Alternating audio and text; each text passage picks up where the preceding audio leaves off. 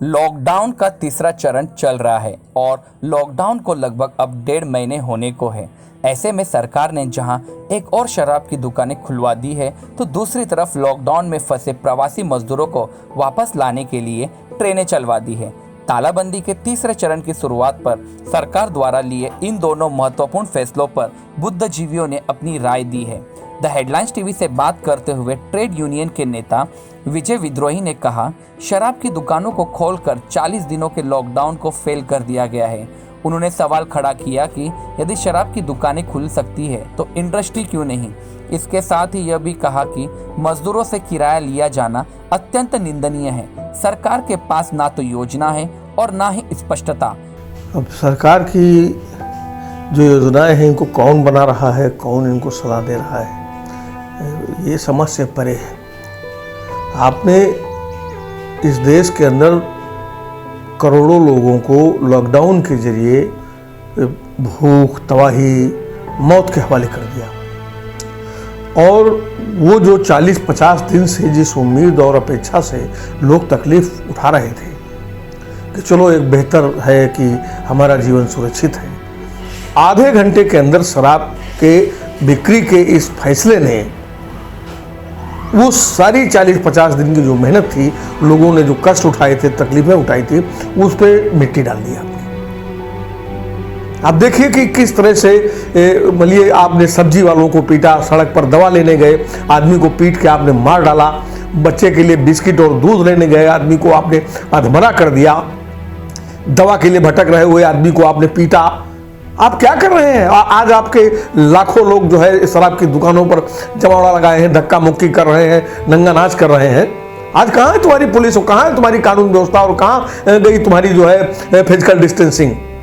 तो या तो लॉकडाउन खत्म कर दीजिए भाई, काहे के लिए आप भूखों मार रहे हैं? आप खाली लोगों को भूखों मार डालने के लिए आप लॉकडाउन को कर रहे हैं, दूसरी तरफ आप सारे तमाशे करवा रहे हैं। शराब से रेवेन्यू आ रहा है, तो रेवेन्यू तो आपने पूरा इंडस्ट्रियल सेटअप बंद कर दिया, आपने इस देश के अंदर प्रोडक्शन बंद कर दिया, आपने इस देश के अंदर जो है सारी जितनी आर्थिक गतिविधियां थी उनको आपने बंद कर दी। तो अगर आपको रेवेन्यू ही जनरेट करना है तो आप सारी गतिविधियों को शुरू कर दीजिए ना।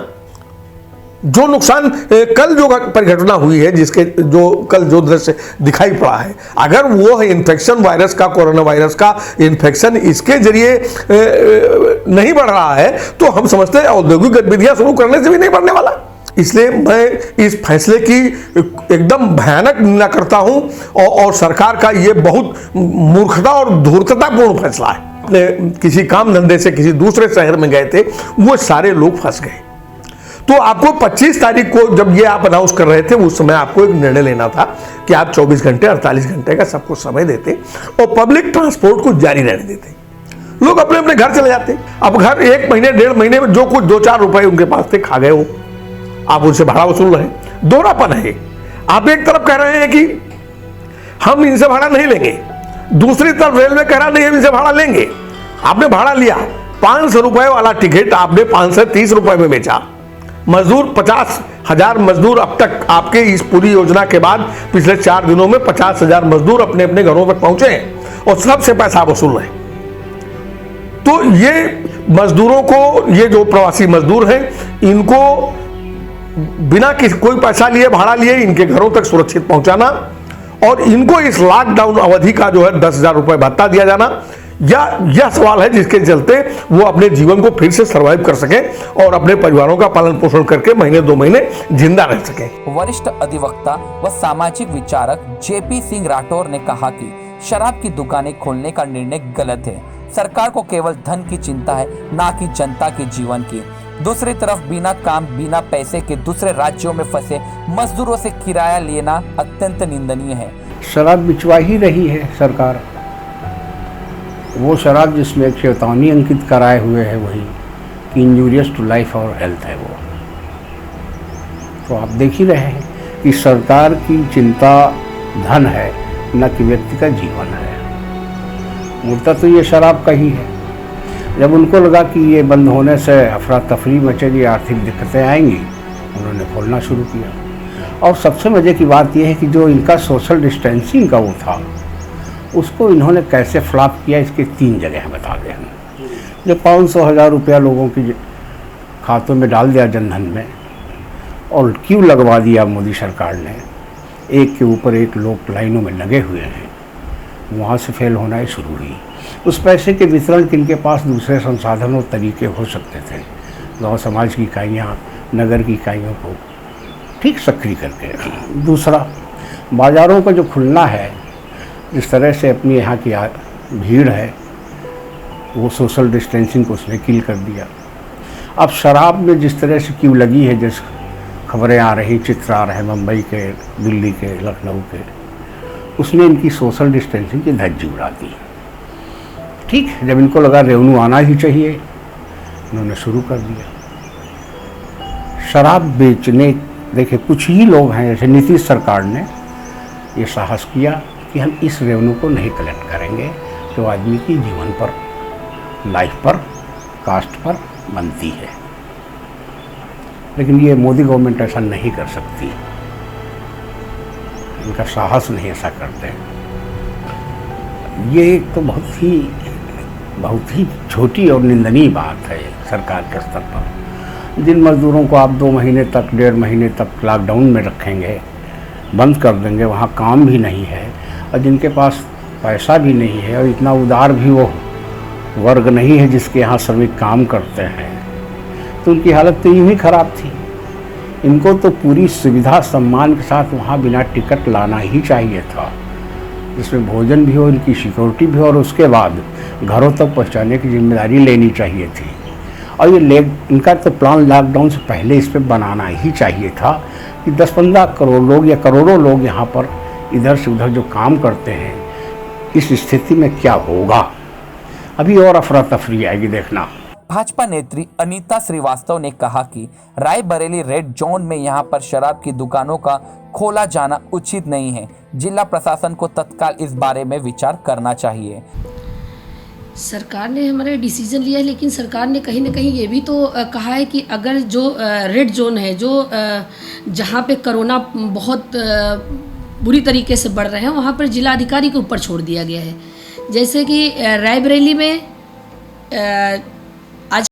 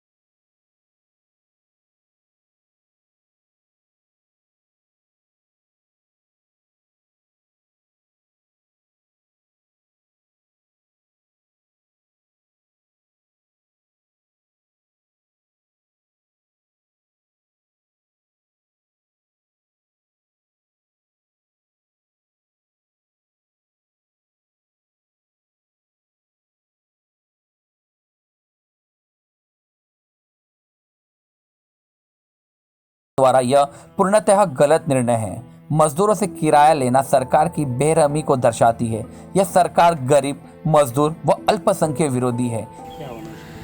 सरकार ने, चूँकि अब बात अगर हम पूरे प्रदेश की करें तो हालात तो बहुत अच्छे नहीं है। सबको पता है कोरोना से हम 40 दिन से अधिक समय हो गया है, लॉकडाउन में है पूरा देश, और रायबरेली रेड जोन में है। और हमारे ज़िले में अगर शराब की दुकानें इस तरह से खोली जाएंगी तो मुझे लगता है कि शराब की दुकानें अगर खुल रही हैं तो फिर और भी संस्थान को खोलना चाहिए सरकार को, क्योंकि सरकार के लिए शराब से महत्वपूर्ण और चीज़ें भी होनी चाहिए। स्कूल बंद है, बच्चों का कचहरी बंद है, लेकिन मुझे नहीं लगता कि ये सरकार का उचित कदम है।